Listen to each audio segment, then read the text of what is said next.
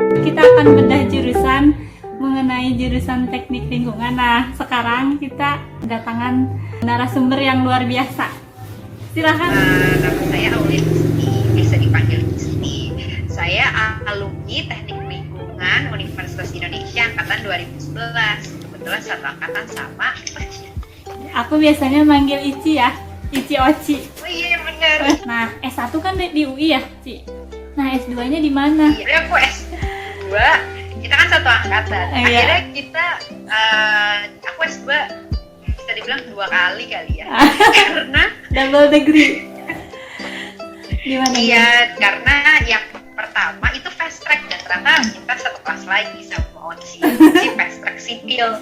Teknik sipil, aku teknik lingkungan.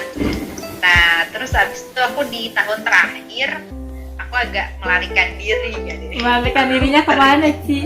Aku pergi ke Perancis melanjutkan mulai S2 lagi. Jadi S2-nya tuh masih dalam program fast track ya? Jadi setahun di Indonesia, setahun di Prancis apa gimana? Ya, rencananya kan fast track awalnya dan itu sebenarnya sudah on track lah ya waktu itu, on time lah ya.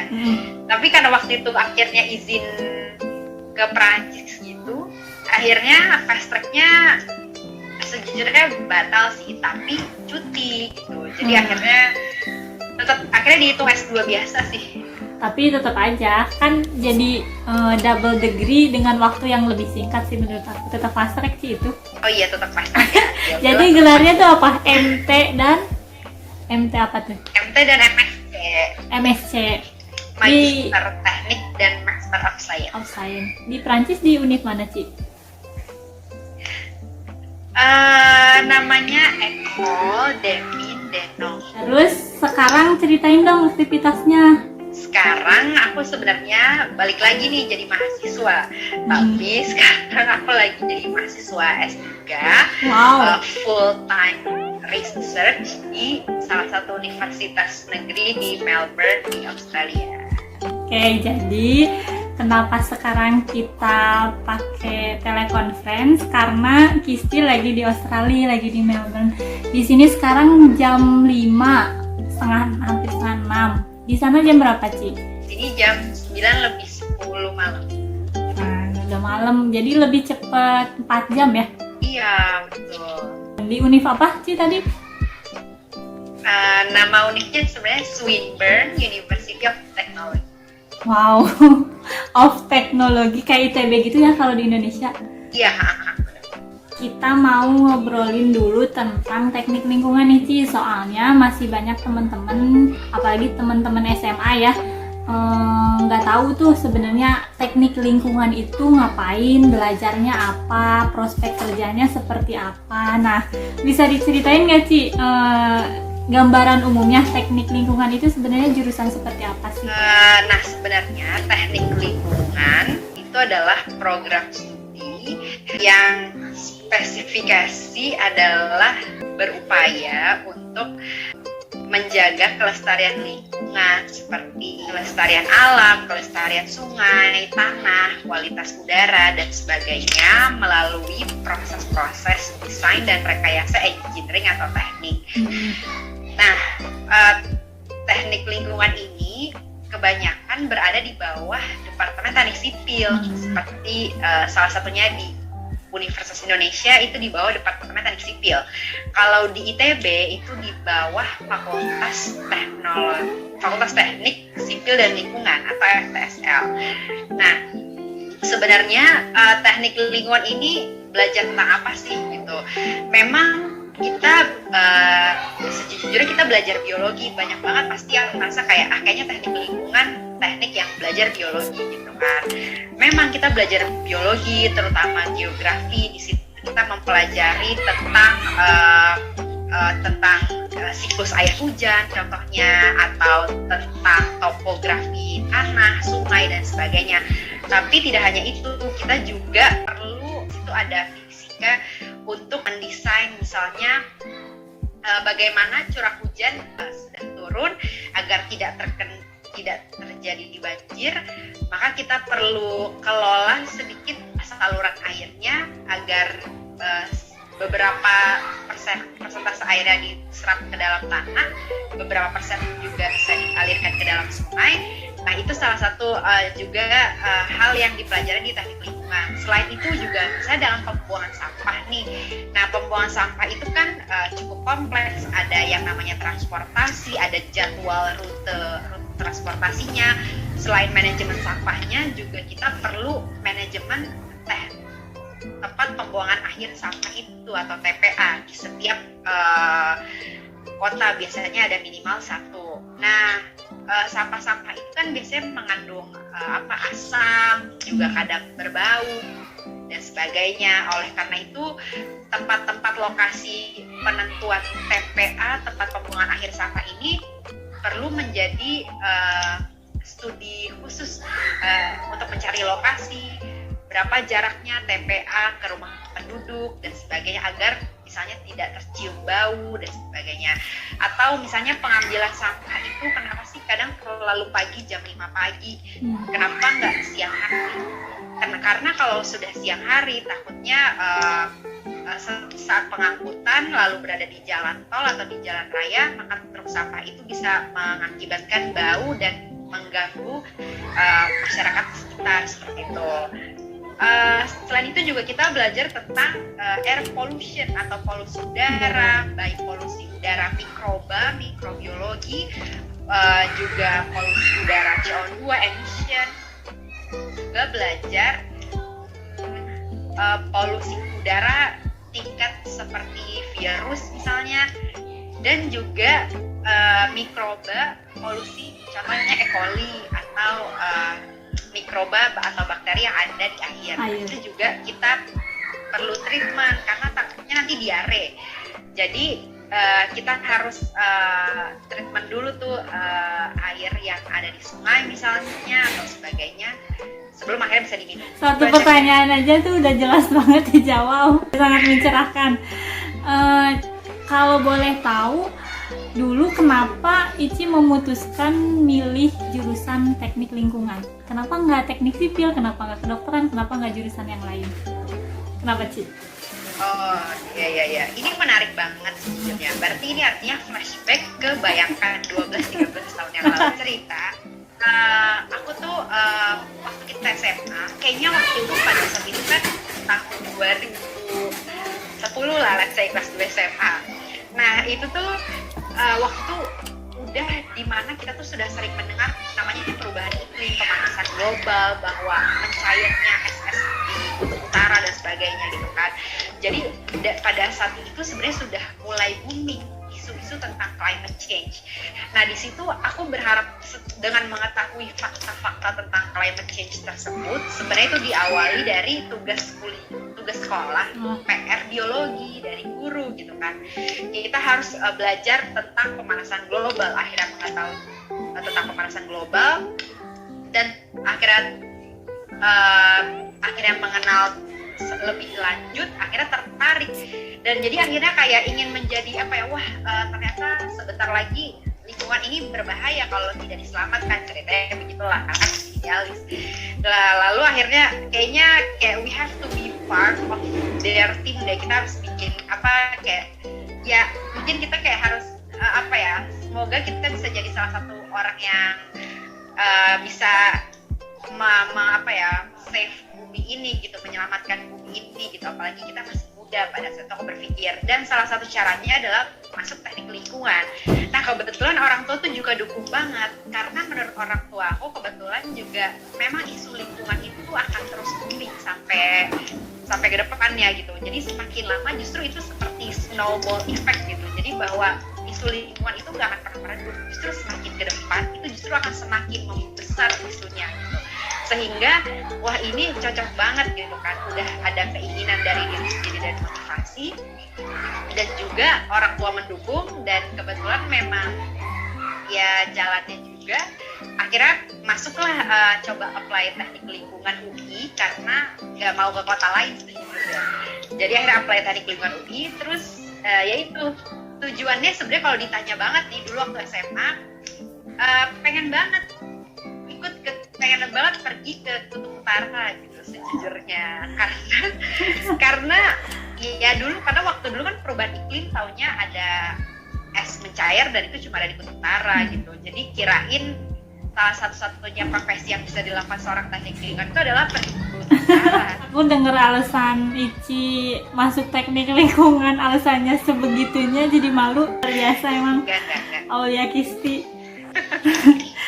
Terus Ci, ini apa, kalau udah ngambil teknik lingkungan terus lulus nih S1, prospek kerjanya bisa kerja di mana aja untuk lulusan seorang sarjana teknik lingkungan? Banyak banget sebenarnya sarjana prospek dari sarjana teknik lingkungan. Yang pertama, yang paling jelas aja, saya akademisi. Setelah lulus kuliah ya kita bisa menjadi guru maupun dosen. Ya itu salah satu prospek, karena teknik lingkungan ini program studinya itu kalau nggak salah tidak lebih dari 20 di Indonesia gitu. Sedangkan jumlah provinsi di Indonesia sekarang ada 33 atau 34. Tapi jumlah program studi teknik lingkungan itu baru 20 atau di bawah 20 kalau nggak salah universitas yang punya program studi TL ini gitu. Sedangkan ya istilahnya satu provinsi satu pun belum cukup gitu. Mungkin kalau di Bandung, di Jakarta ya sudah banyak, tapi kalau di daerah timur atau di daerah Indonesia Tengah itu masih membutuhkan, dan itu adalah di mana banyak banget tambang batu bara, mohon maaf nih, atau tambang nikel, tambang macem-macem lah, sumber daya alam Indonesia sebegitu kayanya gitu. Jadi betapa pentingnya itu dari segi akademisi atau penelitian. Selain itu juga tadi teknik lingkungan itu juga memprepare misalnya tentang bisa juga tentang kalau jadi ada 3 bidang khusus ya, ada limbah padat atau limbah kayak sampah organik, anorganik, ada limbah cair, ada juga polusi udara. Nah ini dari 3 bidang yang nanti akan dipilih sebagai spesialisasi bisa menjadi konsultan di bidangnya masing-masing. Kalau mengambil tentang limbah, air limbah, spesialisasinya ya bisa jadi konsultan air limbah pabrik, atau air limbah domestik yang dihasilkan dari dapur atau perumahan. Bisa juga spesialisasi di polusi udara atau emisi karbon, emisi dari pabrik, emisi dari mobil, itu juga bisa jadi konsultan sendiri. Atau misalnya limbah padat aja, sampah, banyak banget kan, bisa bikin NGO sendiri, bisa bikin konsultan sampah atau sebagainya. Atau bisa juga, ketiga adalah bisa juga masuk ke bidang pemerintahan, sehingga bisa juga selain mengatur dari segi tekniknya, tapi juga bisa mengatur dari segi policy atau aturan-aturannya, bisa diperbaharui atau diperketat seperti itu. Contohnya masuk PDAM gitu, agar semoga distribusi air minum itu bisa semakin luas jangkauannya. Atau misalnya bisa masuk ke dinas kebersihan umum untuk semakin melayani dan semakin memperbaharui dan mengupdate terus tentang sistem manajemen sampah di perkotaan, RT RW atau kelurahan dan sebagainya, itu juga bisa. Selain itu juga jangan lupa lingkungan itu, teknik lingkungan juga berkaitan erat namanya safety. Jadi kita juga bisa masuk ke perusahaan, baik perusahaan swasta maupun negeri, perusahaan lokal, nasional maupun multinasional. Di sini bisa juga kita selain mengakses proses indikator environment dari perusahaan tersebut, kita juga bisa menilai proses safety yang dilakukan oleh perusahaan tersebut. Itu sih kurang lebih. Jadi jangan khawatir. Banyak banget ya prospeknya. Aku kadang ya, suka mikir sih, emang kan sehari-hari aja ya tinggal di rumah, makan, minum, sehari itu sampah tuh kan kadang tong sampah tuh penuh ya. Terus seminggu 2 kali tuh di perumahan kan suka ada tuh truk sampah lewat. Kadang suka mikir di kota aku aja ya, di kota Tasik itu seminggu aja dari satu perumahan 1 truk tuh bisa penuh. Itu lama-kelamaan apa Tasik tuh nggak penuh sama sampah, suka mikir gitu. Jadi emang ternyata teknik lingkungan tuh salah satu solusi untuk mengatasi masalah itu ya. Terus juga iya betul. Terus juga berarti tadi yang terakhir masuk ke safety, kalau ke proyek juga berarti bisa ya Ci? Jadi masuknya ke apa, ke K3? Iya, betul, bisa masuk K3.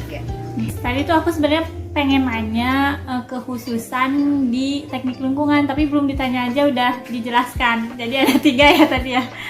Ada limbah padat, ada limbah cair, sama ada polusi ya. Bener nggak? Iya, polusi udara. Oh, ada polusi udara. Jadi itu Polusi udara kan macam-macam. itu kan kekhususan ya, kekhususan dari teknik lingkungan. Nah, tesisnya bahas apa, Ci? Nah, sebenarnya kan aku teknik lingkungan, balik lagi. Nah, teknik lingkungan itu kan sebenarnya isu yang lagi populer banget sekarang, sehingga banyak banget disiplin-disiplin jurusan lain yang bisa banget dikaitkan dengan lingkungan, isu lingkungan gitu. Kesehatan kayak sekarang adanya pandemi corona berakibat misalnya adanya timbulan banyaknya sampah medis, which is itu artinya lingkungan lagi yang harus kita benahi.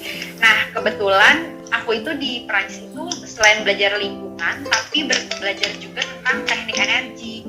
Karena lingkungan dan energi di sekolah aku waktu itu tuh sangat berhubungan gitu. Karena kalau kita energy saving, kalau kita misalnya nggak pakai listrik, nggak pakai lampu, terus kita reduce, kita matikan, maka itu sangat berpengaruh sekali dengan CO2 emission yang kita keluarkan, kan seperti itu ceritanya. Jadi akhirnya aku singkat cerita belajar tentang energi, dan aku tesisnya tentang renewable energy.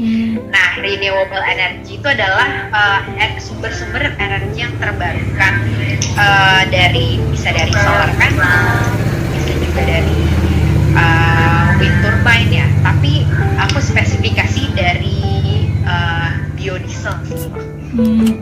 Itu lanjutan dari skripsi nggak? Enggak, kebetulan berbeda. Jadi waktu tesis di UI, nah itu lanjutan skripsi. Tapi waktu di Prancis itu beda topik lagi. Jadi 2 kali tesis ya, Ci? Aku kira tuh cuma 1. Ya, sebenarnya yang tesis itu tuh udah dijalanin, tinggal belum sidang aja. Jadi sebelum berangkat ke Prancis itu udah, karena semester 4 ya waktu itu ya, jadi udah selesai juga tesisnya, tapi belum selesai sih, belum sidang. Tapi akhirnya pas ke Perancis terus tentang biodiesel, akhirnya ya sudahlah itu aja yang dipakai. Bahasa yang dipakai belajar di Prancis bahasa Inggris atau bahasa Prancis? Nah, sebenarnya bahasa Inggris, karena waktu itu kan kita juga beasiswa international student. Cuma tetap harus ada requirement bahasa Prancis dan ada kewajiban bahasa Prancis. Coba Ci sapa penonton pakai bahasa Prancis. Coba ya, kayak bonjour à tous, comment ça va? Je m'appelle Aulia Kisti et je suis indonésienne et maintenant je vis à Australie, Jepang, something like that. Apa tuh artinya? Pokoknya yang ngerti cuma nama saya Aulia Kisti aja.